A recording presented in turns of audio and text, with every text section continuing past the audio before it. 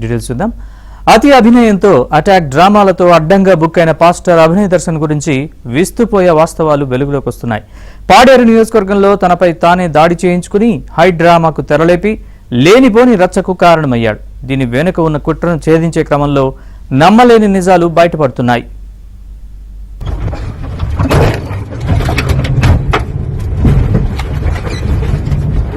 కడప జిల్లా ప్రకాష్ నగర్ కు చెందిన అభినయ్ దర్శన్ ఎస్వి యూనివర్సిటీ నుంచి యానిమేషన్ ఇంజనీరింగ్ పూర్తి చేశాడు.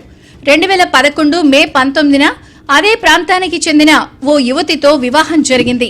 ఆమె యూనియన్ బ్యాంక్ లో క్యాషియర్ కావడంతో సినిమా ఛాన్సుల పేరుతో ఆమెను అప్పుల ఊబిలోకి నెట్టాడు.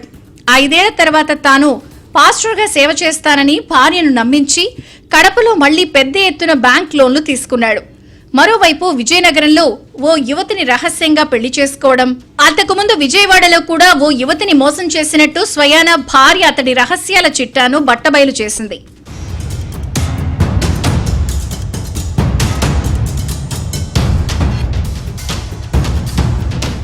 తన వ్యక్తిగత రహస్యాలను మొదటి భార్య బట్టబయలు చేసిందని తెలుసుకున్న అభినయ్ దర్శన్ విజయనగరంలో యువతి తల్లిదండ్రులకు ఫోన్ చేసి చంపేస్తానంటూ బెదిరింపులకు దిగాడు.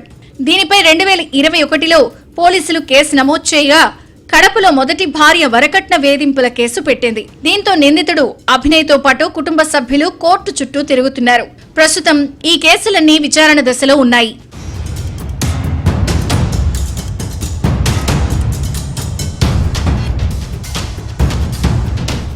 భరోసా పార్టీ అనే సంస్థకు వ్యవస్థాపకుడిగా, రాష్ట్ర కార్యదర్శిగా వ్యవహరిస్తూ అభినయ్ దర్శన్ ఫౌండేషన్స్ నడుపుతున్నాడు. ప్రస్తుతం చేంజ్ పీపుల్స్ ఫ్యూచర్ అనే పార్టీ రిజిస్ట్రేషన్ కోసం క్రైస్తవుల నుంచి ఒక్కొక్కరు ₹10 విరాళం ఇవ్వాలంటూ సోషల్ మీడియా వేదికగా తన బ్యాంక్ ఖాతా వివరాలను షేర్ చేస్తూ డబ్బులు వసూలు చేస్తున్నాడు.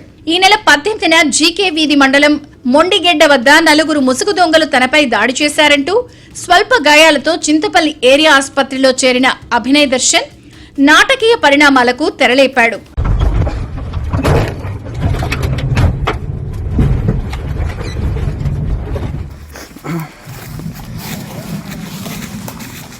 సైలెంట్ అయ్యగారిని ఎత్తకరండి, సార్ని ఎత్తకరండి, ఎనకారు సార్ ఎత్తండి.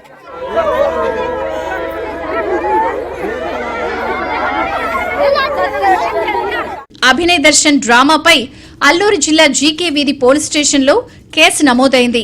కారుపై జరిగిన దాడి ఘటనలో మాస్కులు ధరించిన 4 స్థానికులేనని పోలీసులు నిర్ధారించారు. మతాల మధ్య ఘర్షణలు సృష్టించేలా మాట్లాడితే కఠిన చర్యలు తప్పవని అల్లూరు జిల్లా ఎస్పీ బర్ధన్ హెచ్చరించారు. మతాల మధ్య ఉద్రిక్తతలు పెంచేలా నిందితుడి వ్యాఖ్యలు ఉన్నాయని ఎస్పీ చెప్పారు. వీటన్నిటితో పాటు అభినయ్ దర్శన్ ఆర్థిక లావాదేవీలపై కూడా విచారణ జరుగుతామని ఎస్పీ తెలిపారు.